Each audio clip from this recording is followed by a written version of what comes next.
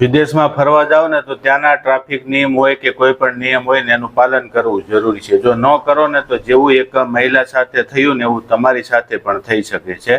કે વિદેશની અંદર ફરવા જાય છે, સ્વિટ્ઝરલેન્ડની અંદર, અને 1 વર્ષ પછી, જો કે પછી ફરી અને તરત ઇન્ડિયા પાછા આવી જાય છે, પણ 1 વર્ષ પછી એમને દંડની રકમ મળે છે, 1.5 લાખ રૂપિયાનો દંડની નોટિસ મળે છે.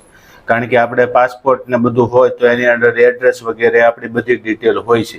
તો ત્યાંની સરકારે 1.5 લાખ રૂપિયાનો દંડ અહીં ભારતમાં મોકલ્યો કે તમે અમારા દેશમાં આવીને ટ્રાફિકના નિયમોનું ઉલ્લંઘન કર્યું છે. એના નીતિ નિયમો જે પણ હશે એના વિશે ડિટેલ નથી, પણ તમે એનું ઉલ્લંઘન કર્યું છે, માટે તમને 1.5 લાખ રૂપિયા ભારતના એ દંડ ફટકારવામાં આવે છે. જલ્દીથી તમે આ દંડની રકમ ભરી દો, બરોબર છે.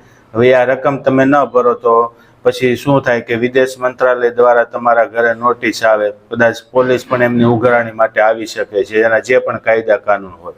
તો આવું પણ થાય છે. આપણે ભારત દેશમાં જ કાયદા તોડીએ અને એમનો દંડ આવે એવું નથી. વિદેશમાં ગયા હોવ ત્યાં પણ નીતિ નિયમોનું પાલન ન કર્યું હોય તો એ પાસપોર્ટ અને બીજી ડિટેલના આધારે તમારા ઘરે પણ નોટિસ આવી શકે.